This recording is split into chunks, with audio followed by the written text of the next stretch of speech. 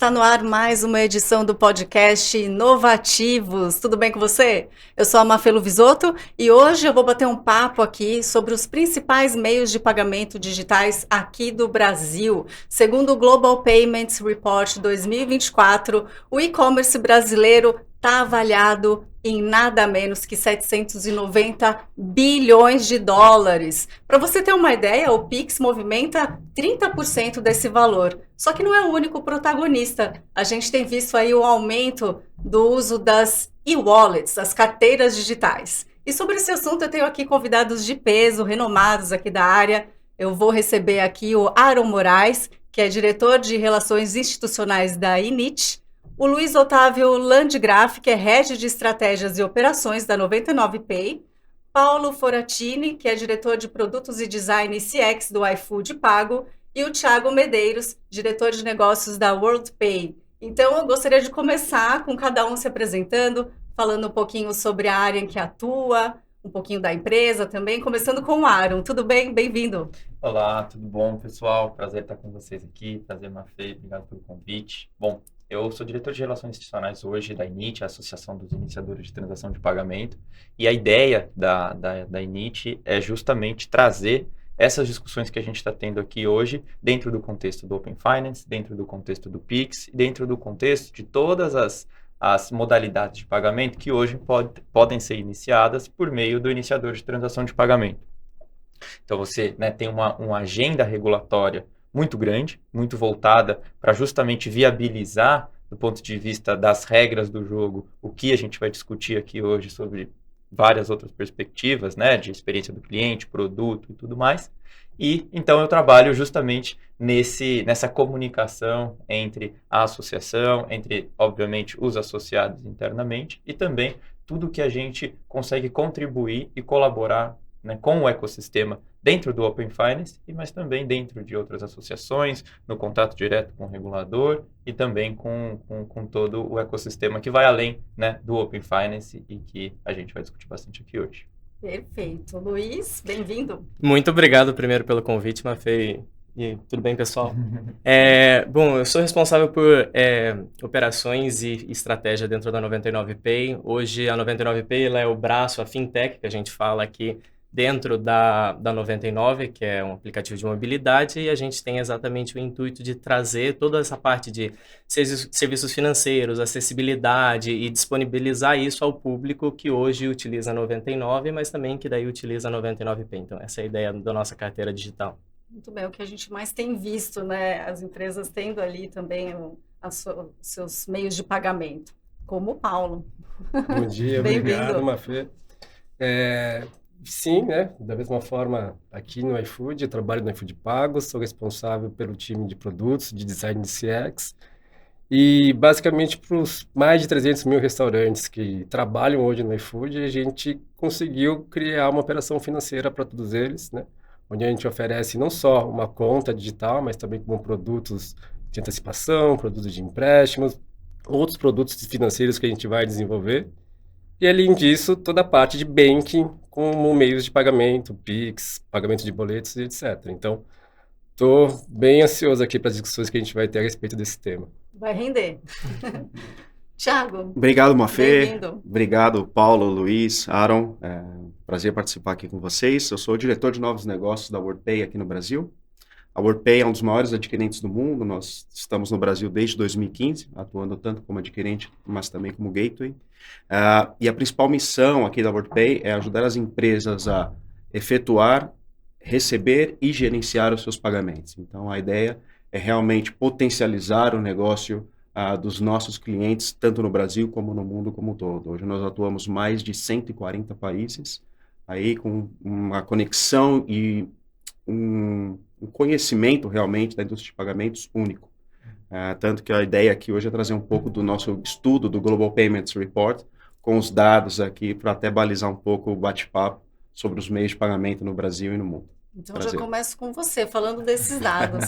Qual que é o tamanho aí de compras online aqui no Brasil e que paralelo que você consegue fazer com outros países? Legal. Como você comentou, o mercado de e-commerce no Brasil está na casa aí dos 700 bilhões. E se a gente traçar um paralelo com o mundo, no ano passado o mundo como um todo faturou aí 6,1 trilhões de dólares no mundo de e-commerce. Hoje o Brasil é o 10º maior mercado nesse segmento. Nós estamos logo depois do Canadá, o Canadá vem em 9º lugar, um pouco acima aí do Brasil. E eu acho que o dado mais interessante que a gente pegou nesse ranking global foi que a China hoje já é o maior mercado de e-commerce, de compras online no mundo. A China faturou aí 2,2 trilhões de dólares em 2023. Logo depois você vem os Estados Unidos com 1,9 trilhões de dólares. Então é muito interessante já ver essa mudança aí de mercados, né? Estados Unidos perdendo a primeira posição, que sempre reinou aí, principalmente no e-commerce, e a China assumindo esse lugar. Momento histórico mesmo. Um momento muito, muito relevante. E um outro dado interessante do setor de e-commerce aqui são as principais formas de pagamentos identificadas nesse mundo. E aí é onde as wallets reinaram absolutamente em 2023. 50% de todos os pagamentos online foram feitos com as wallets no mundo. Então, se você olhar, já é o meio de pagamento mais utilizado na Ásia, na Europa e na América do Norte. Então, nós temos aí somente Oriente Médio, África e Latinoamérica fora desse contexto. Mas, ao mesmo tempo, tem um ponto em comum que é interessante. Você olha que as wallets dominaram lá fora, até pela comodidade, pela segurança, pela eficiência, mas você olha, por exemplo, para o mercado brasileiro, o destaque foi o Pix. O Pix continua sendo o meio de pagamento que mais cresce no Brasil. Os cartões ainda dominaram o meio de pagamento online por uma série de fatores, então parcelado, enfim, quando você olha algumas indústrias como as viagens, o cartão ainda tem uma força muito grande, Tem até uma pelos comodidade de, às benefícios. vezes, já está com os dados salvos ali, né? Exato.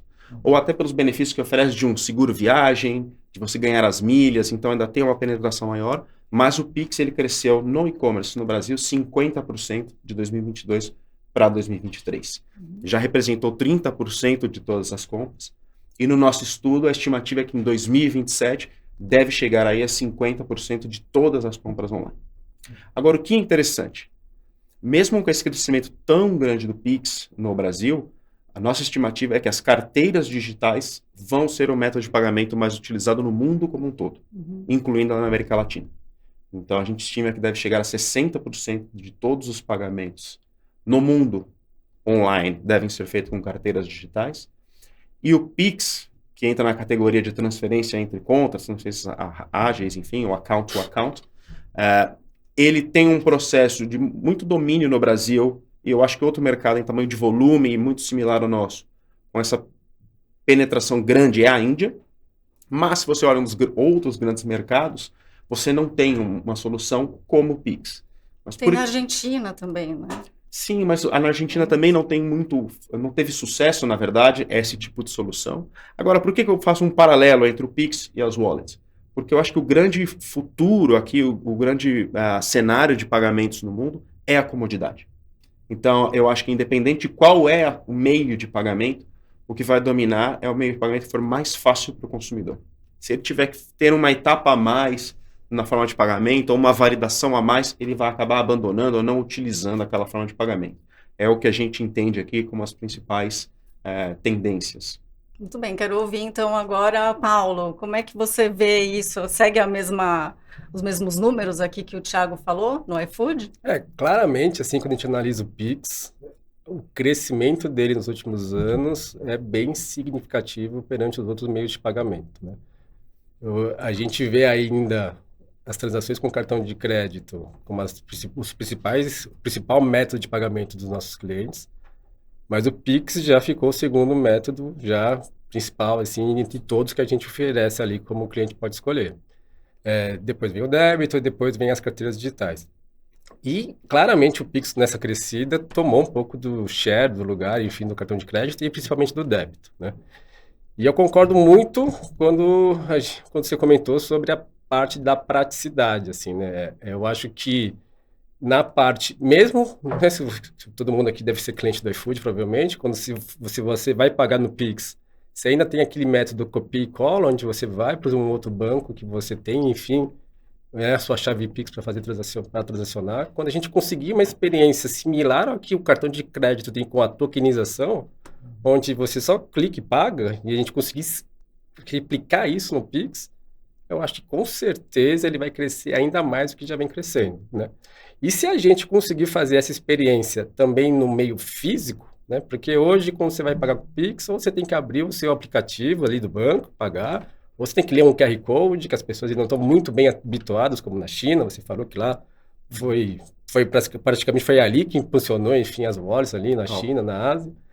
Quando a gente acertar a mão, eu acho, nesse pagamento de Pix na ponta ali, no momento das vendas físicas, eu acho que ele vai cair, quer dizer, ele vai entrar mais em aceitação ainda da população, como ele já tem hoje. Já. Concordo 100%, e acho que até o crescimento do Pix, esse é um paralelo interessante.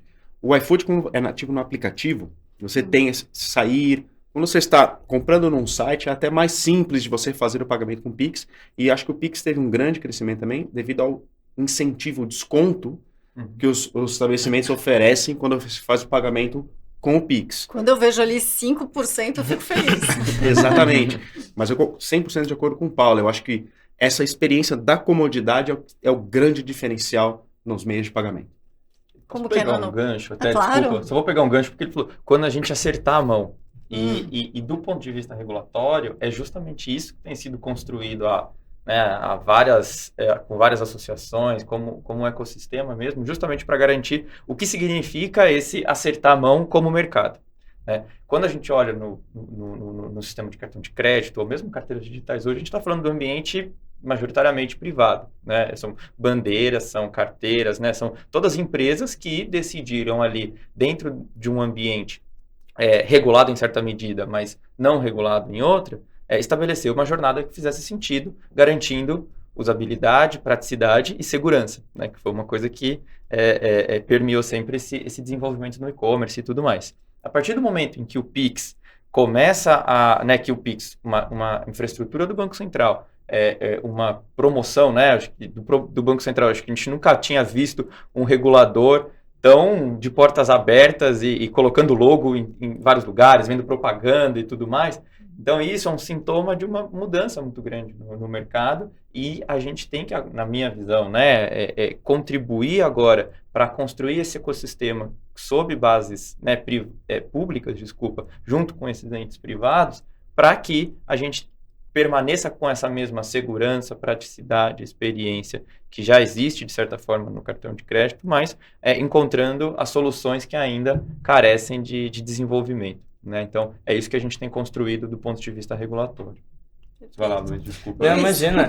Você vê que o Pix está crescendo, segue uma tendência, estagnou, as wallets estão crescendo, como que você... Não, pelo contrário, eu enxergo que o Pix obviamente, como é uma o crescimento ele ainda é muito acelerado, e se eu for trazer um paralelo aqui dentro, eu falaria assim, poxa, no ecossistema que a gente fala da 99, antigamente a gente tinha exatamente assim, a gente começou, era cartão de crédito, basicamente, depois disso a gente evoluiu para cartão de crédito, Pix, ele já é o segundo, mas por incrível que pareça, a terceira modalidade de pagamento, principalmente nesse ambiente de mobilidade, é o dinheiro ainda. Então, você ainda tem, eu particularmente não faço isso, mas sim, o dinheiro ele é o terceiro meio de pagamento mais utilizado, o dinheiro físico, realmente, dentro de pagamento de corridas. E aí, quando a gente fala, tem espaço para crescer? Eu falo, claro que tem. Porque quando você pega e fala assim, poxa, você sair com dinheiro no bolso, eu já entendo que isso já não é muito seguro hoje em dia. Você ter essa chance de ser roubado, de perder. Ou é o dinheiro do ladrão. Exato. Para não levar o celular, você dá uma notinha para ele. E aí, quando a gente fala, essa segurança vai ser o primeiro ponto. Mas, além disso, tem toda, assim, uma questão de comodidade. Então, a gente tem espaço, o Pix, ele tem espaço para crescer disso. Por quê? Imagina que, vamos falar assim, a Mafê vai pegar e vai simplesmente... A gente veio aqui hoje pro podcast e tal, e sem que ela tinha que pagar uma corrida, em vez de ela pagar R$50 da corrida, ela foi lá e pagou 20. E ela saiu e não pagou. Como essa transação ela não fica dentro da nossa carteira, não fica dentro do ecossistema, gera uma série de problemas e dor de cabeça indiretas que às vezes você não percebe. Porque daí o motorista pode olhar e falar, a Mafê não pagou. Ou ao contrário, você pagou e aí o motorista fala, ela não pagou. E aí quando você entra nisso, como é uma transação em dinheiro, a gente não tem nenhum registro, não tem... Então existe uma questão de segurança, realmente de praticidade, e é óbvio. Quando você começa a aliar isso, a trazer mais benefícios para o usuário, para ele incentivar ele a usar, então, por exemplo, todas as corridas que os usuários na 99 pagam com 99 Pay com saldo na carteira, eles, além do saldo ali dentro estar rendendo 110% do CDI, eles vão ganhar 1% de cashback. Então, a ideia é realmente como eu consigo trazer benefícios que sejam tangíveis e importantes para o meu usuário, mas que também ajudem nessa facilidade de pagamento e no ecossistema de pagamentos digitais. Mas o dinheiro não está crescendo. Não. Existe, mas não está crescendo. Existe uma tendência de redução. Eu falo que se você perguntasse onde o Pix ele tem mais espaço para crescer, é sim, o dinheiro. Depois, como você mesmo falou, meu caro, débito, ele avançou, mas eu enxergo ele realmente como o próprio Pix, ele vem crescendo. Primeiro semestre do ano passado, contra esse, ele cresceu mais de 60% em quantidade de transações. A gente dentro da carteira enxerga um crescimento maior do que isso. Então, ele realmente, o crescimento do Pix, ele foi maior no passado, é óbvio, era uma tecnologia que estava sendo adotada, Claro. mas ela não desacelerou e ela cresce a números que são realmente impressionantes dentro da carteira e dentro do mercado também. Thiago, por que você acha que o Pix foi esse fenômeno aqui e não em outros países, sendo que a tecnologia existe em outros países? Eu acho que foi um momento. O Pix... Como o Aaron falou, né? Exatamente. Outro dia me fizeram uma pergunta por que você não teve uma solução similar ao Pix no mercado como, por exemplo, a Argentina, nosso principal vizinho? Porque, na verdade, na Argentina, você tem uma solução que é o Mercado Pago hoje. Se você olhar no mercado da América Latina, o mercado com o maior número de transações de carteiras digitais é a Argentina, porque o Mercado Pago entrou e cobriu esse espaço que o Pix cobriu no Brasil, de facilidade de pagamento, de transferência entre contas. Então, acho que o Pix, ele teve esse sucesso no Brasil pelo momento, mas também, como o Aaron comentou, por ser uma solução que foi lançada e muito fortemente promocionada pelo Banco Central. Então, como eu comentei, se você olhar outros mercados do mundo, até mais distantes do nosso, mais próximo do Brasil, que teve o êxito do Pix, é a Índia, porque é exatamente o principal mercado que teve outro banco central muito fortemente fazendo o sponsoring aí dessa solução de pagamentos. Quando você olha outros mercados, você tem vários mercados diferentes, em diferentes regiões, onde esse tipo de pagamento, do account to account, pagamento de transferências rápidas, é o meio de pagamento mais utilizado no mundo do e-commerce. Então, por exemplo, Holanda, Polônia, Malásia, Nigéria, são mercados completamente diferentes, mas onde você tem um domínio desse meio de pagamento. Razões distintas. Quando você olha na Polônia e na Holanda, tem uma questão, primeiro, dos mercados europeus, tem uma versão muito grande ao custo do cartão, tanto que se a gente olha, por exemplo, uma Alemanha, dinheiro ainda é uma forma de pagamento super utilizada, mais de 30% do pagamento no estabelecimento comercial, no mundo físico, é dinheiro. Que eles gostam, não existe problema da segurança que nós temos aqui, então é muito utilizado. Então, na Holanda e na Polônia, você teve esse crescimento rápido. Não é uma solução pública, digamos assim, que partiu do Banco Central, vem de bancos privados, então ela é controlada por bancos privados. Acho que a diferença é que não é um banco, é um convênio de bancos. Então, se eu não me engano, na Polônia são 6 bancos, na Holanda pouco mais de 10 bancos que controlam essa solução. Mas se você olha para os mercados como Nigéria e Malásia, tem muito a ver com a população não bancarizada, que também é o outro fator de êxito do Pix, se a gente for pensar, que você teve mais gente entrando e tendo acesso à bancarização, seja através dos bancos digitais ou através mesmo do Bolsa Família, que foi um grande, que deu impulso para a bancarização no Brasil. Então, você tem soluções muito parecidas com o Pix ao redor do mundo. O Pix é sempre a menina dos olhos de todos os bancos, de todos os fóruns, quando a gente fala de meio de pagamento, pelo sucesso absoluto que teve.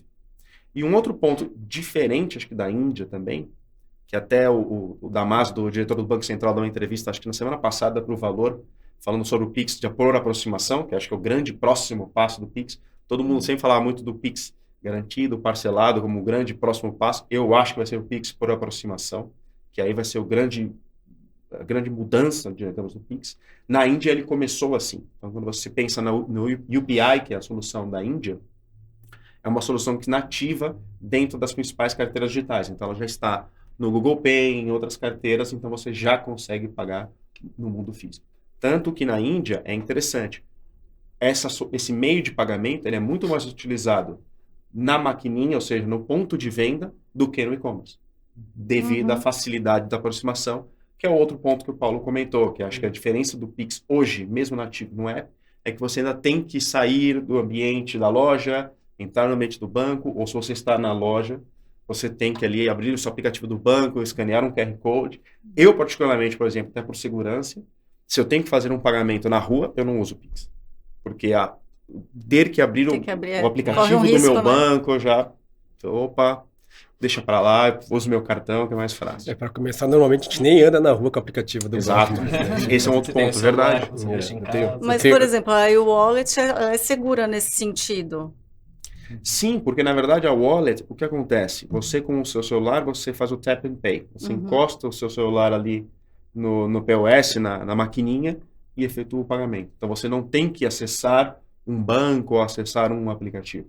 Sim. Então nisso você tem uma segurança maior de você não ter ali alguém pegar o seu celular, não vai conseguir acessar o seu aplicativo do seu banco. Ao passo que você está pagando com o Pix, a pessoa pegar o seu celular naquele momento, o seu banco vai estar aberto. Então ele consegue ali efetuar fraudes. E a numeração é até diferente, né, do que o cartão físico. Exatamente, esse é outro ponto. Você tem ali a tokenização das transações, então é um ambiente mais seguro. Muito bem. Aaron, queria que você falasse um pouquinho sobre os benefícios, então, das e-wallets, né? Você acha que essa questão aí de você já pagar muito rapidamente é o principal benefício? Acho que sim. Acho que o pagamento, ele não deveria nem ser uma questão, né? Essa é a verdade. Será que um dia a gente vai pagar com o olho? A gente está caminhando... Em alguns lugares do mundo já se faz. Né? Já tentaram de vários jeitos. Então, como você diminui a fricção, e aí vocês sabem muito mais do que eu, nessa última etapa, né? De olhar o produto, escolher o produto, decidir pelo produto, e aí na hora do pagamento tem que ser aquele momento em que é o mais fluido possível, né? É um pouco absurdo no meu ponto de vista, pensando do ponto de vista econômico, a gente perder venda pelo fato de não ter um mecanismo de pagamento adequado. E só um ponto aqui, o Aaron trouxe um dado que é muito interessante, nós tivemos uma outra pesquisa focada para o varejo, onde 49% dos entrevistados, mais de 5 mil entrevistados, disseram que abandonam o carrinho se eles não têm o meio de pagamento preferido no final. Então, exatamente isso. Ele passa por toda a jornada, você conquistou o cara de tipo, poxa, gostei desse produto, selecionei, coloquei no carrinho. Chega na hora de fazer o pagamento, ele abandonar a compra, seja por facilidade ou por não ter o meio de pagamento, é muito alto. Sim, pegar quase metade dos compradores abandonarem um carrinho é um número muito alto. Sim. Eu já abandonei um carrinho, já. E acho que tem um ponto que eu costumo dizer que, assim, eu acho que para um meio de pagamento ele ter sucesso, ele não pode ser o protagonista daquela experiência. O que eu quero dizer com isso? A gente tem aqui um representante da mobilidade urbana aqui. O que é mais legal quando você pede um aplicativo, um transporte por aplicativo, é você chegar no seu lugar e ir embora. Você não tem que parar para pagar, abrir sua carteira, não sei o quê, enfim. Você simplesmente vai embora, né? Porque você já pagou, enfim, por outros meios, de forma muito mais segura do que você ter que fazer isso lá na hora. Você falou, por exemplo, pagamento via biometria, né? Assim, na China já se paga com a palma da mão, por exemplo. Você coloca a sua palma da mão lá e paga, por exemplo. Tem lojas da Amazon que não tem mais o caixa lá. Você entra, pega e vai embora porque você está pagando com a sua wallet lá da Amazon. Assim. Então, você derrubar essas fricções e o pagamento não ser mais algo que, agora tem que ir lá pagar. Não, você simplesmente já pagou de um jeito muito mais ágil, de um jeito muito mais seguro. Para mim, isso é um sucesso de um meio de pagamento, que eu acho que é o que falta para o Pix. Agora, principalmente nas transações físicas, né? Como a gente já comentou aqui, enfim, o Pix aproximação, concordo com você, eu acho que é o cerejinha do bolo que falta ali para crescer ainda mais. Isso que você falou da Amazon é muito fácil, né? Você já tem o aplicativo, já está tudo salvo, você não precisa nem colocar aquela senha de segurança, né? Você já vai direto e comprou. É muito simples, aí acaba você escolhendo, preterindo aí com relação ao concorrente por causa dessa facilidade. Certo, Luiz? O que eu diria é que, assim, concordo plenamente que você não deveria pensar. O usuário ele deveria começar a pensar em que meio de pagamento ele deveria usar, na verdade, só no momento que ele vai falar assim, opa, peraí, eu vou fazer um pagamento. O que faz mais sentido para mim agora? Qual que é a minha condição financeira? Não o pagamento em si, se eu vou ter que pagar e ter essa fricção, mas eu vou querer pagar à vista, eu vou querer pagar com o saldo na minha carteira, eu vou querer fazer, por exemplo, um Pix parcelado, ou eu vou ter uma conta de luz. Nesse momento eu não me preparei financeiramente e não faz sentido agora, eu não tenho o dinheiro disponível para pagar minha conta de luz, eu quero parcelar ela. Então, eu acho que as carteiras digitais, os meios de pagamentos, eles devem entrar no momento de eu ter uma jornada fluida de pagamento e exatamente na hora ele só parar para pensar como eu vou pagar isso quando ele for ter que entender qual que é a melhor solução. Não, para mim aqui no caso é um cartão de crédito, para mim aqui no caso eu prefiro pagar com um Pix. Como você falou, quando você vê ali os 5% de desconto na loja, você fala, olha... Talvez se eu quero pagar parcelado, mas eu sei que existe um desconto à vista. Será que se eu parcelar o meu Pix em 3, 5 vezes, esse desconto ele não compensa? Eu não vou ter um ganho financeiro com isso e ainda assim ter a experiência de ter uma compra parcelada? Então é nesse sentido que eu acho que daí ter propósito, realmente fazer sentido para o usuário final, aí que a gente entra. Se não, eu quero mesmo que a pessoa termine uma corrida, desça do carro, saia, tá tudo certo, e quando ela abre o aplicativo, ela olha e fala, opa, ganhei aqui 1% de cashback. É isso que eu quero que ela já tenha uma surpresa, como se desse um benefício e não uma dor de cabeça do ei, volta aqui, cadê seu troco? Eu só tenho uma nota de R$50. E no seu caso é corrida, né? Imagina aqui com fome. Eu quero comer. Eu não quero perder o tempo pagando, eu quero comer. Então, assim, o pagamento tem que ser extremamente rápido ali para atender, enfim, uma necessidade. Eu acho que os dois têm urgência, né? Você querer chegar rápido no seu compromisso ou você querer comer porque você está com muita fome. Ou chegar rápido em casa para comer. É verdade. Bom, já que eu tô com um especialista... Ai, desculpa, pode Imagina, complementar. acho que só para fechar esse ponto, a carteira digital ela acaba, né, se inserindo muito bem nesse contexto, porque você está no seu celular para fazer, né, no aplicativo de comida, no iFood, você faz uma experiência muito boa. No transporte, você faz uma experiência muito boa. O banco, ele também, né, o sistema tem se desenvolvido bastante, eu acho que não tem como não dizer isso, mas a carteira digital, ela é muito focada nesse aspecto, né, do pagamento em si, da praticidade. Então, trazer essa experiência, né, mantendo-se esse fluxo já muito bom de experiência do usuário, né, nesses aplicativos e fazendo uma experiência semelhante no ambiente financeiro, digamos assim, é um ganho muito grande da carteira. Do ponto de vista de evolução tecnológica, vamos ver se tem alguém mais de TI aqui, né, que tem uma afinidade maior. O que falta, então, para facilitar de todas as formas? Será que você consegue responder essa?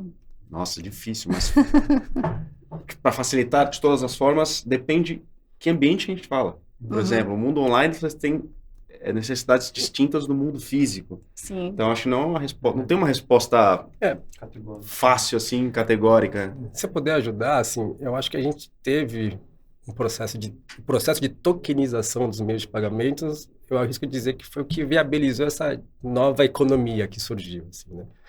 Porque se não fosse, o que é tokenização? É você colocar cadastrar um meio de pagamento, né?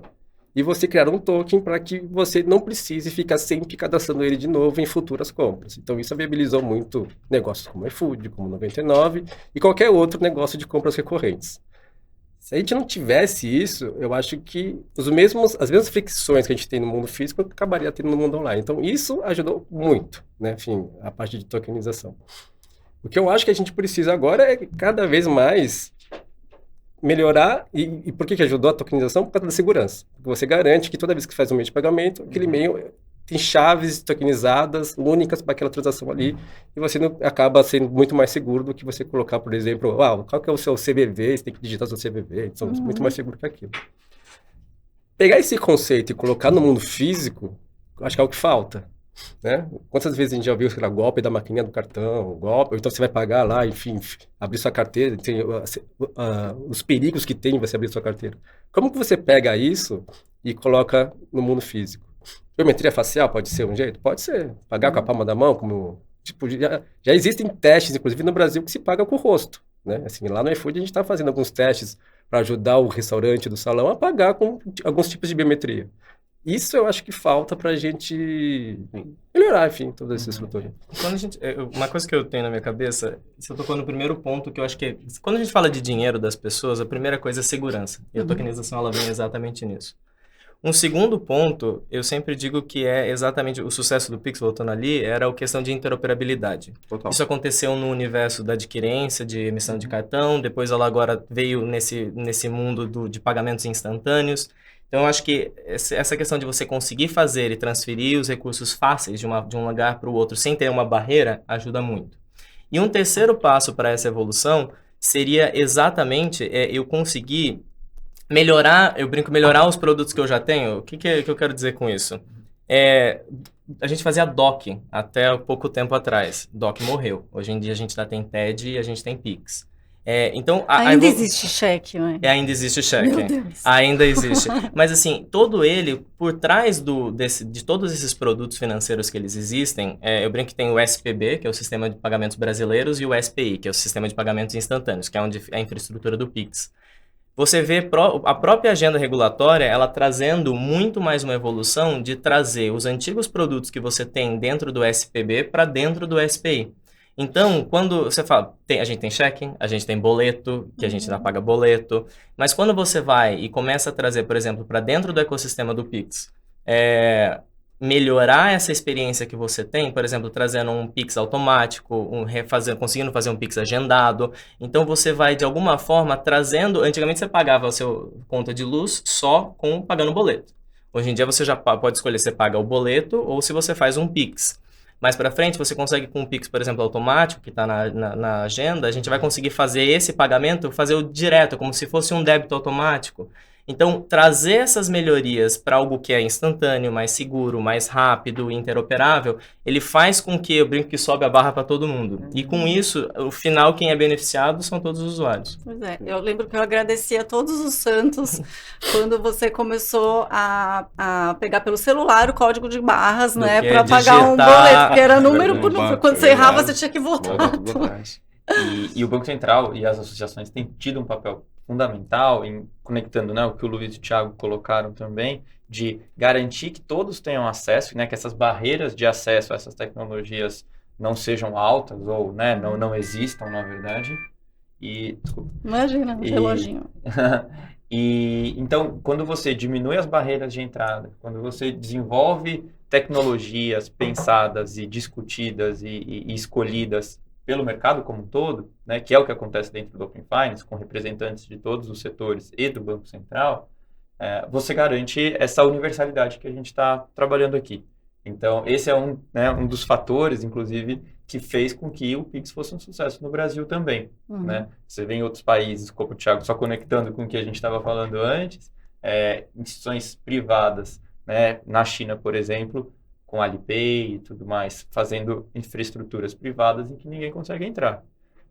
Você vê no México, por exemplo, o CODI, né, que era um dos sistemas precursores ali do Pix, sem participação obrigatória.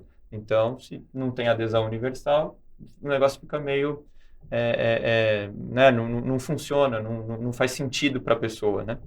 Então, acho que todos esses fatores, né, pensando numa perspectiva de mercado, foram fundamentais e ainda são fundamentais para a gente conseguir avançar nessas barreiras tecnológicas que, né, um parênteses, são definidas na regulação. Então, a jornada sem redirecionamento, que é algo que a gente pode falar um pouquinho depois, que viabiliza, né, do ponto de vista técnico, essa experiência boa do usuário, ela é toda regrada dentro do Open Finance, dentro do Banco Central. Então, qualquer um que tenha interesse em desenvolver as especificações técnicas abertas, com ativos biométricos, autenticidade e tudo mais, estão todas disponíveis ali para desenvolvimento. Muito bem. Falando agora, então, puxando o gancho aqui do Paulo, ele falou de fraude, né? A gente introduziu um pouquinho esse assunto. Além dessa necessidade de evolução tecnológica, quais são os desafios que vocês veem, principalmente nas e-wallets, né? Tem a questão da segurança, enfim, a regulação. A gente já falou também da inclusão financeira, né? Porque tem muita gente que nem ouviu falar em wallets, por exemplo, começando aqui com o Paulo. Até pegando um gancho do que a gente acabou de conversar, assim, a gente tem falado muito de Banco Central aqui, né? Acho que vale destacar o papel do Banco Central nessas inovações, né? Claramente são agendas que visam descentralizar o mercado financeiro. Até pouco tempo atrás o mercado era concentrado em 4 grandes bancos. Hoje, toda semana, nasce um banco digital. Principalmente a rapidez, isso, né? E tem muito papel do Banco Central. E aí eu acho que sim, Pix, né, outros meios de pagamento, tem muita importância em trazer, na inclusão financeira de pessoas que estavam fora, basicamente, né? E quando você fala os desafios da wallet no dia a dia, eu acho, se por um lado, tecnicamente, elas são seguras, e de fato são, o que eu acho que fica depois é você também começar a trabalhar também políticas de antifraude, assim, né? Assim, qualquer meio de pagamento sabe, e eu trabalho com isso há bastante tempo, o principal calcanhar de Aquiles é, no momento de uma compra, é a gente ter certeza que é a má fé que está fazendo aquela compra, né?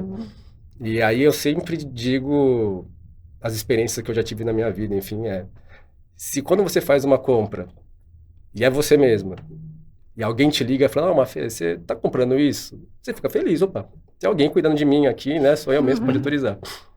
Mas se eu não te ligo e você não conseguir comprar, você simplesmente pega esse cartão, joga fora, pega esse meio de pagamento, ou aquele banco, encerra aquele relacionamento e começa com outro banco, porque, cara, concorrência aqui não falta. Então, é isso para mim que é um chamariz aqui da atuação do Banco Central, assim. Porque antigamente você não tinha muitas opções de concorrência também. Eu vou ter que ficar com esse banco porque não tem um outro aqui. Agora não. Agora eu tenho zilhões de bancos aqui, os incumbentes e os digitais, e eles precisam me atender com segurança e com uma experiência do usuário muito grande, muito alta, assim, em nível de qualidade, né? Então, o que eu entendo de desafio é experiência do usuário, né? Atendimento, qualidade, não é mais um custo dentro do seu painel, assim, é parte da proposta de valor do produto, né? E eu acho que os bancos digitais ensinaram isso muito para os bancos incumbentes. Eu posso falar bem, porque eu trabalhei muito em banco incumbente e agora eu trabalho muito em banco digital. Então, assim, posso falar bem por propriedade de causa. E, para mim, esse é o grande desafio. O serviço financeiro por si só, se você não melhorar a experiência, ele tende a ser uma commodity. Se você faz uma boa experiência, aí, de fato, ele vira algo competitivo no mercado, entendeu? Porque quanto maior a competitividade, mais rápido a gente vê as melhorias, né? Não, com certeza. É assim, o fato de, que eu diria que assim, por exemplo, a gente tem até a campanha que a gente está no ar agora, que a gente fala assim, 99Pay, você já tem, é só usar, é porque é isso. Eu quero trazer essa praticidade, obviamente, que o usuário ele pegue, baixa o aplicativo do 99, clica ele já tem, opa, 99Pay, ele já começa a usar, com certeza. Por ser uma instituição financeira, é óbvio que eu preciso fazer mais validações, então eu tenho uma série de campos, dados, documento, foto, então tem uma série, por trás ele tem todo um arcabouço que é feito e construído exatamente para dar segurança à pessoa, mas no final do dia, eu sempre falo duas coisas, eu tenho que ter propósito e eu tenho que fidelizar meu cliente. Se eu não tiver propósito, se não tiver por que meu usuário vai usar a minha carteira digital em vez de usar a carteira digital B, C ou D, não faz sentido, porque é exatamente isso. Por que ele vai colocar meu dinheiro se ele tiver uma experiência ruim e aí ele só faz um Pix, transfere, acabou, muda ali os cartões e pronto, encerrou o relacionamento. Então, realmente, tem que fazer sentido toda vez que a gente vai pensar num produto, num lançamento, a primeira coisa que a gente faz deixa eu entender, quem que é meu público? Depois disso o que faz sentido para isso? Então, dentro do meio de mobilidade, como é que eu consigo fazer uma jornada ainda melhor aqui dentro? Eu consigo fazer ele não sair mais, fazer o copia e cola para aqui? Eu vou usar uma solução de Open Finance para fazer isso? Como que eu consigo realmente trazer isso? E aí depois, além de ter isso, como é que eu vou dando benefícios? Aí eu brinco que vale a pena entrar na parte de benefícios. Porque daí sim, você fala, não, agora, já que eu consigo passar as etapas de segurança, de praticidade e tudo mais, agora eu vou fazer meu usuário entender que se ele fizer aqui, o porquê, meio que o reason why, por que eu faço aqui e não no outro? É exatamente isso, porque daí sim eu começo a trabalhar. Mas esse acho que é o último ponto e não o primeiro. Eu não vou conseguir hoje em dia, como no passado, onde a gente tinha que, por exemplo, para eu adquirir clientes, eu vou fazer cashback, eu só vou fazer cashback. E dava cashback, era cashback. Se eu tinha um gasto muito grande, assim... Era ótimo. Não, era. Mas... Eu acho que o cashback é igual quando eu vou naquelas feiras, assim, tem os brindes, assim. Mas era isso. E hoje em dia a gente percebeu que isso é válido por um tempo. Mas no final do dia, o que importa mesmo é isso. É segurança, é praticidade, é ter propósito, é entender que naquele momento é a melhor forma de eu realizar esse pagamento. Então, isso eu acho que é o maior desafio. Porque é isso. Hoje, ainda mais com o Pix, se ele ficar triste aqui, ele faz um Pix, acabou. E encerrado o relacionamento. Queria ouvir você também sobre os desafios, Aaron, das wallets. Legal. É curioso, né, Mafê? Porque a gente estava na primeira parte comentando sobre todos os benefícios da agilidade, da praticidade, da experiência e tudo mais. Mas muito em linha com o que o Luiz falou, se tudo, né, se você tiver um mínimo risco, né, na credibilidade, tudo isso vai por água abaixo. Uhum. Então, a partir do momento em que eu gosto bastante de usar, que eu estou feliz e tudo mais, mas eu não tive uma experiência boa na segurança, eu me senti inseguro, né, ao fazer aquela transação, acho que até tem um componente psicológico ali, né, de ser tudo digital, então você não vê o dinheiro, você não vê a mercadoria, você não vê... Tudo que fica ali no ambiente virtual tem uma sensibilidade, né, exige uma credibilidade um pouquinho maior até para manter o cliente com você.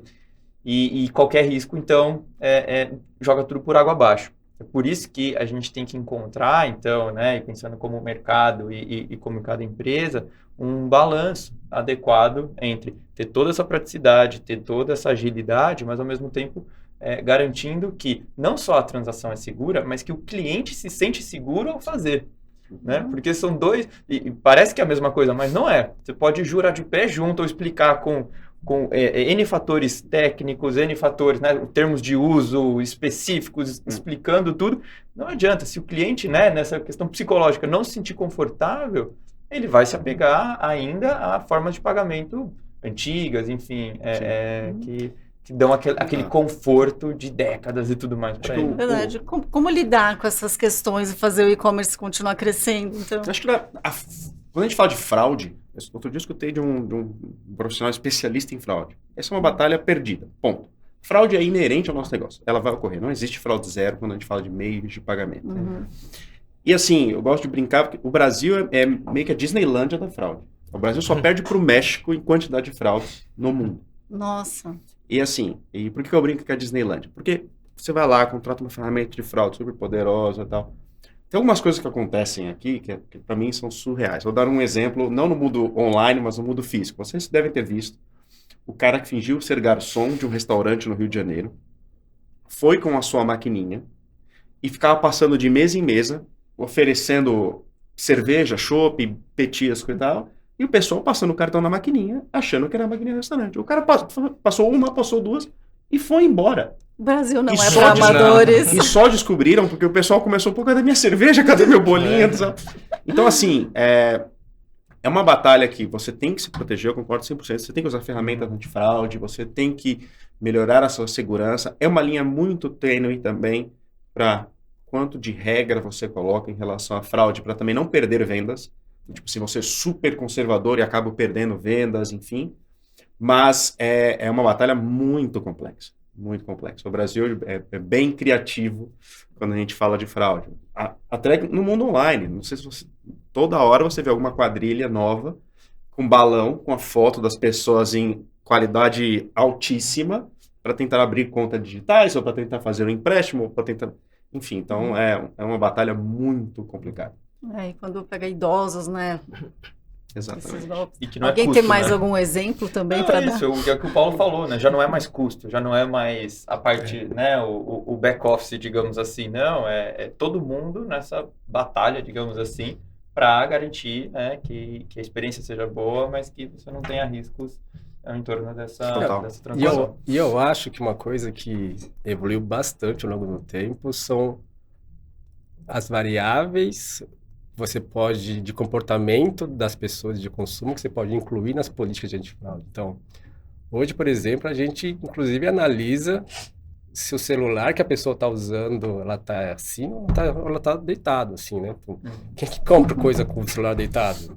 Normalmente, talvez, então, é um comportamento estranho, porque talvez o cara está replicando o celular no computador para, de fato, mexer na conta digital, mexer no aplicativo. Então, tem várias coisas, o horário que você está fazendo a transação, a posição, a geolocalização com relação às últimas transações que você fez. Então, é uma evolução de dados gigantesca, né? Uhum. Mas eu concordo muito, e assim, permitindo uma brincadeira, assim, dá para ter fraude zero, só não vender, né? Só não vender, que assim, é muito igual assim... o Július do Everybody Hates Chris, né? Então. Da Black Friday. Então, se você não comprar nada, o desconto é maior. Mais ou menos isso. Então, você tem que entrar nesse jogo já sabendo qual que é o risco que você vai querer tomar, né? Assim, quão agressivo você vai ser, né? Sabendo que se você for super agressivo, provavelmente você vai ter bastante volume de fraude, mas se você for zero agressivo também, né, quer dizer que você vai ser muito conservador e também não vai ter muitos negócios. Então, enfim. Eu acho que eu tenho um exemplo aqui nesse sentido de uma tecnologia, tudo isso que você falou, eu concordo, mas assim, o usuário não tem que saber que isso está acontecendo. Um usuário ali do bem, ele tem que estar simplesmente, a gente está fazendo todas essas análises, rodando, entendendo, sem que eu passe isso para, de fato. Eu acho que no e-commerce, principalmente, uma solução que eu provavelmente talvez você já tenha experienciado, é quando você vai fazer uma transação e ele, do nada, ele fala assim, vou fazer uma segunda camada de verificação. 3D Secure ou outros como esse, ele vai falar, o que acontece? Ele te direciona. Qual que é o problema disso? Ele te direciona para um pop-up, uma nova tela e tudo mais, só que não existe um padrão para isso. Então, cada banco, ele faz, ou cada carteira, ele vai fazer de um jeito. Uma, ele te manda SMS, o outro, você tem que colocar, ele fala, insira a senha do seu cartão, aí o outro, ele vai fazer, ele pede para você dar OK dentro do seu aplicativo. Como não existe isso, a primeira coisa a primeira vez que eu vi isso, e falando pessoalmente, eu entrei lá, isso já há alguns anos, né? Mas eu entrei para fazer essa transação, eu olhei e falei, o que é isso? Tá pedindo a senha do meu cartão nesse site aqui que parece que tá imitando aqui Eu falei, eu não vou desistir da compra.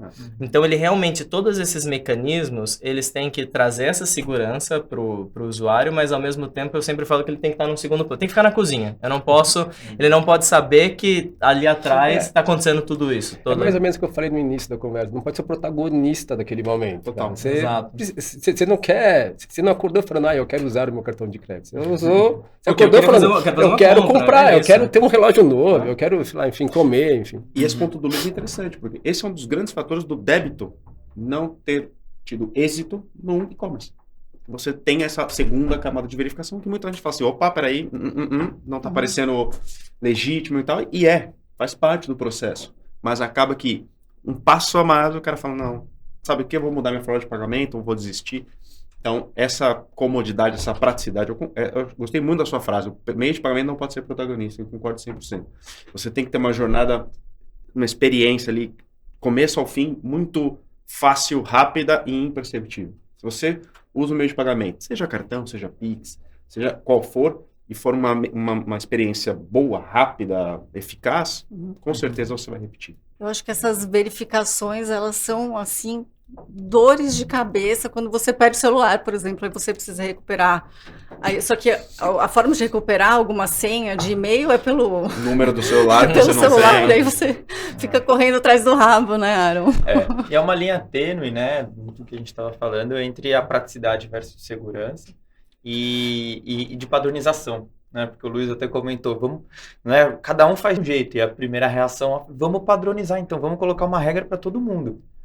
Mas, pessoal, a gente estava falando até, né, o tanto de fintechs, o tanto de bancos, de empresas de varejo, de todo mundo, né, tem o seu pay ali quase quando você é uma grande empresa. Então, como você coloca uma regra que valha, né, que seja, obviamente, eficiente, que funcione para todo mundo e que não gere uma perda de valor para ninguém? Então, esse desafio regulatório, ele é extremamente complexo. Ouso dizer que nunca a gente tem todo mundo feliz na mesa, mas faz parte. É por isso que o debate, que a discussão e até internacional, né, pensando do ponto de vista do Brasil e no mundo também, a gente está sempre olhando todas as vertentes para saber a hora de regular. Será que é o caso da gente regular, então, o mecanismo de autenticação? Será que a gente vai querer ir nessa minúcia?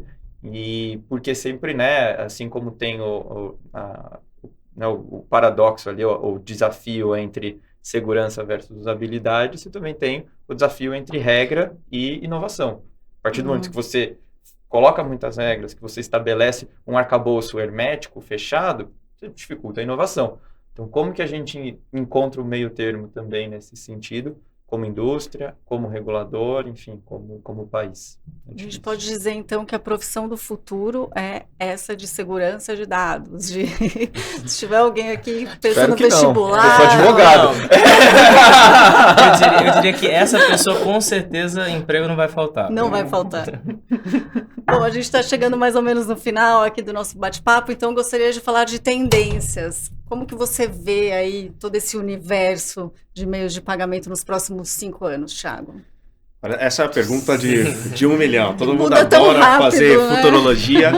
E eu sempre começo dizendo, vamos fazer ao contrário. Se nós voltarmos 5 anos, quem diria que o Pix ia ter o sucesso que teve no Brasil? Ninguém. Nossa. Ninguém diria que o Pix ia chegar. Porque, para pensar, você explicando para alguém o Pix lá atrás. Ah, você vai fazer transferência de forma rápida entre contas. Aí todo mundo, espera aí, eu já consigo fazer isso através de uma DOC, um TED. Demora um pouquinho, mas... Então, assim, é muito difícil fazer futurologia. Acho que eu gosto da palavra tendências. Não é de adivinhar, mas o que ocorre no mundo. E aí, Global Payments Report trouxe isso de uma maneira muito interessante. Você tem duas pontas do negócio. Você tem uma ponta de queda.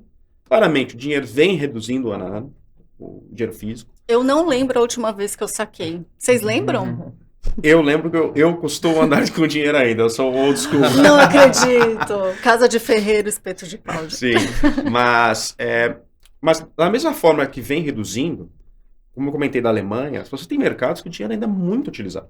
E mercados, assim, avançados tecnologicamente. Japão, Alemanha, México, são mercados onde o dinheiro ainda representa mais de 30% de todos os pagamentos. São questões culturais. Eu acho que o dinheiro vai diminuir, mas não vai desaparecer. Esse é o meu primeiro ponto que eu gosto de falar sobre dinheiro físico. Segundo meio de pagamento que vem reduzindo em queda, são os cartões. Agora, o que é interessante? Os cartões vêm reduzindo no pagamento que eu chamo direto, de você tirar o seu cartão e fazer um pagamento ou digitar os dados do seu cartão.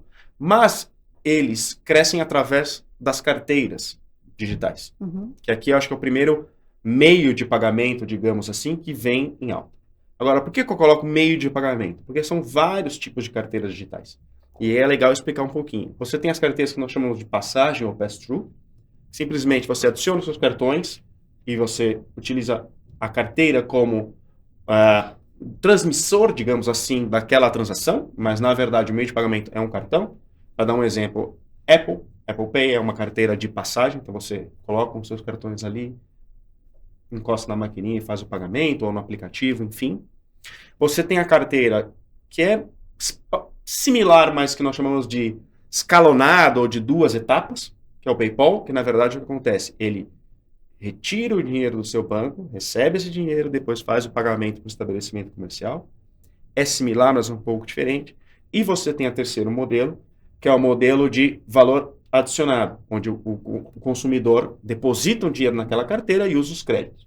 E aí acho que o grande sucesso mundial é a Alipay, até que o Paulo comentou. Se você pegar na China, mais de 80% de todas as transações online foram feitas com as wallets, principalmente pelo sucesso do WeChat e do Alipay. Então são as carteiras que dominam aí mais de 90% de todo o mercado chinês. Então as wallets tem uma tendência de alta muito grande. Pela facilidade, segurança, acaba que... Qual que é a dificuldade do Pix? Apesar do Pix e essa forma de pagamento account to account também ter uma tendência de alta. Se você olhar atualmente, o account to account ele representa 7% de todas as transações globais. E aí muito impulsionado pelo Pix e UPI, Brasil e Índia. Mas a gente estima que em 2027 isso deve dobrar, deve chegar até 14%, 15%. Então, uma tendência de crescimento muito alta. Qual que é a grande diferença? A interoperabilidade. Uhum. Você ainda não consegue utilizar o Pix, apesar de você já ter alguma experiência na América Latina, nos Estados Unidos, em todos os países do mundo. Você não consegue utilizar o UPI em todos os países do mundo. As wallets, você consegue. Você, seja porque ela tem por trás um cartão de crédito, e aí você usa os trilhos nos cartões, ou você tem wallets como a Alipay, como o PayPal, que estão já muito... tem uma cobertura muito grande no mundo como um todo. Então, eu diria que as principais tendências de crescimento são as wallets e o Pix. E o que é interessante do Pix, quando a gente olha mais para o mercado brasileiro, que eu acho que vai ser a grande mudança, é o Pix por aproximação. Que, curiosamente, as wallets vão ser os iniciadores de pagamento. Então, nessa entrevista que o Damaso deu, ele também comenta que as transações do Pix por aproximação vão acontecer através de wallets. E aí, outro ponto curioso na entrevista que eu peguei foi que ele falou que o Banco Central não vai criar um super app. Vamos ver, depende de quem está no comando do Banco Central, mas é muito interessante ver com cada vez mais as carteiras digitais serão protagonistas no meio de pagamento, porque a gente está digitalizando, né? A gente está saindo cada vez mais do mundo físico, do cartão, plástico para o cartão no celular ou no relógio, enfim. Então, sempre é legal. O pessoal, outro dia, estava numa entrevista, alguém falou, os cartões vão acabar. Eu falei, nossa. Eu falei assim, não, eu acho que o cartão plástico pode ser. Agora, é muito difícil você encontrar um método de pagamento que substitua, eu diria, nos próximos 10 anos, o que as grandes bandeiras construíram. Isso é sempre dito quando vem uma tecnologia nova, né? Quando surgiu a televisão, o rádio vai morrer. Exato. Gente, o rádio tá aí. Tem muita gente, Cada vez né? E os Eu ouço podcasts rádio. acho que são um grande ponto aí da mudança. Mas um ponto que eu acho muito legal, quando você fez a comparação, não vamos pensar 5 para frente, vamos pensar 5 para trás. Exatamente 5 anos atrás não tinha Pix, então a gente não tinha ainda esse meio de pagamento, e as carteiras digitais já existiam. Sim. E elas já existiam, e no Brasil especificamente, com o lançamento do Pix, as próprias carteiras digitais, elas tiveram que se reinventar. Foi uma reinvenção do modelo de negócios de ter uma carteira digital. Porque há 5 anos atrás, qual que era a ideia de ter uma carteira digital? Eu brinco que eu tô falando isso, a 99P ela tem 4 anos, mas há 5 anos atrás exatamente, era isso. Qual que era a ideia de ter uma carteira digital? Era eu criar uma base de usuários. Com essa base de usuários grande, eu consigo fazer, eu quero ter cashing, eu quero ter dinheiro entrando na minha carteira, e aí eu começo a fazer transações entre os meus próprios usuários, que é o que o Pix hoje faz com a interoperabilidade entre duas instituições financeiras ou instituições de pagamento diferentes. Então, com esse ponto de chegou o Pix e ele cresceu, ele veio para ficar, as próprias carteiras digitais tiveram que meio que repensar o que eu vou fazer, porque o meu business, que era eu ter, principalmente no modelo de eu trago dinheiro e transfiro entre usuários próprios, eu tenho alguém que faz isso e faz isso melhor do que eu. Então eu preciso começar a entender como eu faço conexões. Então, por exemplo, a gente dentro do aplicativo de mobilidade, dentro do iFood Pago, dentro do iFood, todos esses pontos, como é que eu faço essas conexões que elas fazem mais sentido. E aí eu consigo sim crescer. Então eu não enxergo hoje o Pix, com certeza, quando a gente fala de ambiente regulatório e inovações que vem aí, Pix automático, o Pix parcelado, o Pix por aproximação, em algum momento que não chegou na pauta, mas provavelmente vai vir Pix crédito. Então assim, esses pontos, eles vão vir para o dia a dia dos usuários e eles vão ser o que vão impulsionar o futuro. O dinheiro vai morrer, o cheque tá aí até hoje, esse é um que eu tô esperando a data de... Como fazer uns maias. Eles ainda existem, mas eu acho que é isso, é como que eu vou melhorando as experiências e aí eu consigo fazer com que... e como eu vou adaptando e fazendo sentido para o usuário conforme vão vindo novas tecnologias. Como que essas soluções, então, vão impactar o mundo das finanças no futuro para você, Paulo? O que eu acho, assim, vocês ouviram falar um pouquinho de China, China, enfim, a Ásia. Eu acho que o sistema financeiro brasileiro, o Brasil tem alguns problemas, com certeza, no nosso sistema financeiro. Eu acho que a gente é muito moderno nesse aspecto, mas se eu pudesse olhar o benchmark bom, ou até melhor que a gente, é a Ásia. E eu faço o seguinte paralelo. Eu acho que a gente está saindo do dinheiro físico. Estamos começando a digitalizar por meio do Pix. E para mim o futuro é algo como que eu chamo de integrações, assim. Que é que eu acho que a China fez. A China saiu do dinheiro físico, pulou essa etapa de cartão de crédito, enfim, e foi direto para as wallets. Que na wallet, inclusive, eu posso combinar com você e aí vamos comer em algum lugar.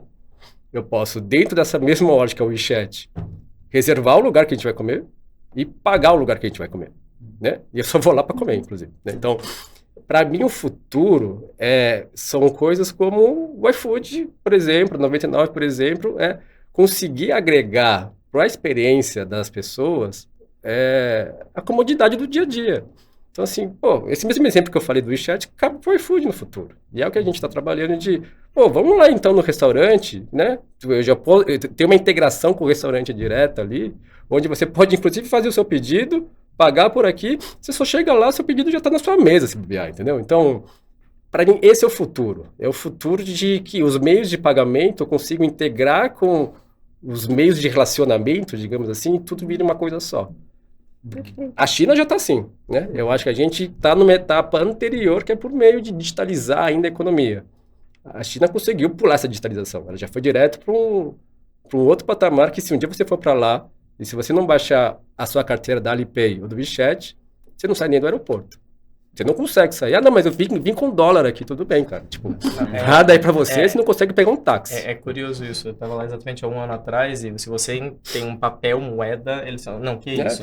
E se você... Dá medo. E se você traz um Moeda cartão de fobia. crédito físico também, que ele não esteja dentro da wallet, se você traz tira um cartão, a pessoa fala, ih, peraí, vou ter que ir lá buscar Que a maquininha. problema. Ela vai no fundo da loja, vê se encontra, acha, traz, põe pra carregar, liga. Então existe toda essa experiência que tá tudo dentro da carteira digital, seja dinheiro, cartão, o que for. Então, a ideia é mostrar para as pessoas os benefícios da carteira, né? Chegar para o público geral para ele começar a utilizar esse serviço, Aaron. Acho que ele já, né, no Brasil ele já está bastante acostumado em certa medida, então acho que existe essa expansão, até pegando um paralelo dos 5 anos para trás, né, para a gente fazer os 5 anos para frente, no cenário Estados Unidos, Europa, né, pegando um gancho com o que o Paulo e o Thiago comentaram, você tinha uma força do cartão de crédito muito forte, né, a adesão ao cartão de crédito foi bastante intensa. No cenário asiático, você já teve uma migração direta do dinheiro, né, físico para as carteiras digitais e tudo mais.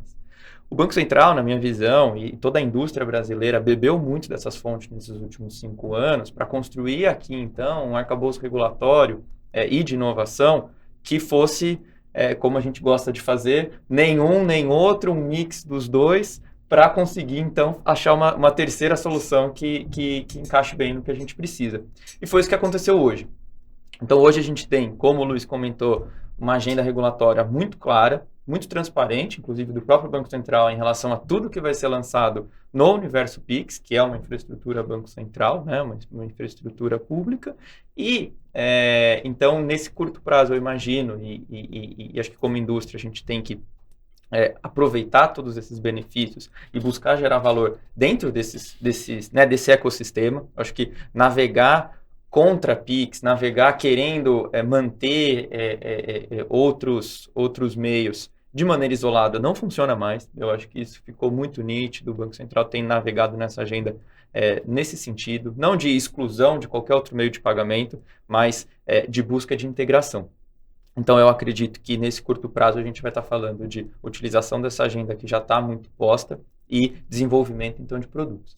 Quando a gente pensa num cenário mais de longo prazo, eu acredito que a gente tem que expandir para tecnologias que ainda estão, talvez, no Pix e Open Finance de 5 anos atrás, né? Então, você comentou de pagamentos internacionais. Quando que vai ter o Pix internacional? Essa é uma discussão que a gente ouve bastante e que vai se basear muito, né, provavelmente em CBDCs, né, no Drex. Então, como que o Drex, por exemplo, vai se integrar a tudo que a gente está discutindo aqui e que foi pensado lá atrás, mas que hoje já virou uma realidade? Acho que a gente tem que dar esse passo para o futuro e desenvolver essas novas tecnologias da mesma maneira bastante aberta, produtiva, colaborativa, que foi utilizado para trabalhar Pix, trabalhar Open Finance, que hoje já gera um valor e que já está na boca do povo. E o que eu acho interessante aqui do mapa do Paulo, e encaixa exatamente com o que o Aaron comentou agora, o sistema financeiro brasileiro é algo que a gente tem que bater palmas e ter Referência, orgulho. né? É referência mundial e não é de hoje. Eu acho que o Pix, ultimamente o Pix e o Drex acho que são coisas espetaculares que a gente está desenvolvendo, mas acho que o Brasil, outro dia eu fiz uma apresentação, tinha um pessoal de fora da WorldPay, e aí eu fiz uma brincadeira, quantos adquirentes vocês acham que tem no Brasil? E o pessoal começou, 10, 12, eu falei, são mais de 30.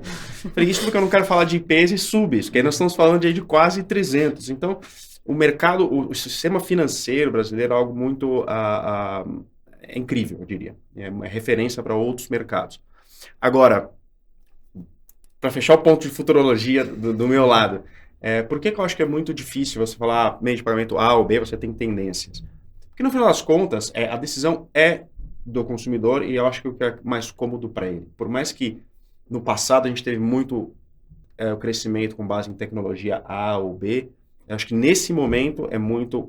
Primeiro que é um momento único, com a maior quantidade de meios de pagamento disponíveis de toda a história. Uhum. Você tem de criptomoeda a dinheiro físico. E vai depender muito da pessoa, da comodidade no momento. Por mais que a gente fala de wallet e tal, quando a gente vai para os grotões do Brasil, ao interior do Brasil, o dinheiro ainda é muito utilizado, principalmente no mundo físico. Outro dia eu estava na cidade interior de Minas, passei na porta de uma barbearia e tinha uma placa: não aceitamos Pix. Aí eu falei, Oi? como assim, não aceita Pix e tal? E na verdade eu fui entender o que aconteceu. Alguém tinha cortado o cabelo, sacanearam o barbeiro fazendo um Pix agendado, depois cancelaram o Pix, mostraram pra ele, e ele perdeu ali o dinheirinho E perdeu a do cabelo, confiança, perdeu né? a confiança, falou: não aceito Pix, acabou. Ele já não aceitava cartão, não aceita Pix. É dinheiro ou dinheiro. Então, assim, eu acho que depende muito da realidade de cada mercado. Eu concordo com o Paulo que a China é outro mundo, digamos assim, no meio de pagamento. Acho que saltou várias etapas. Você vai para os Estados Unidos e Europa, são mercados mais tradicionais, o cartão ainda domina muito.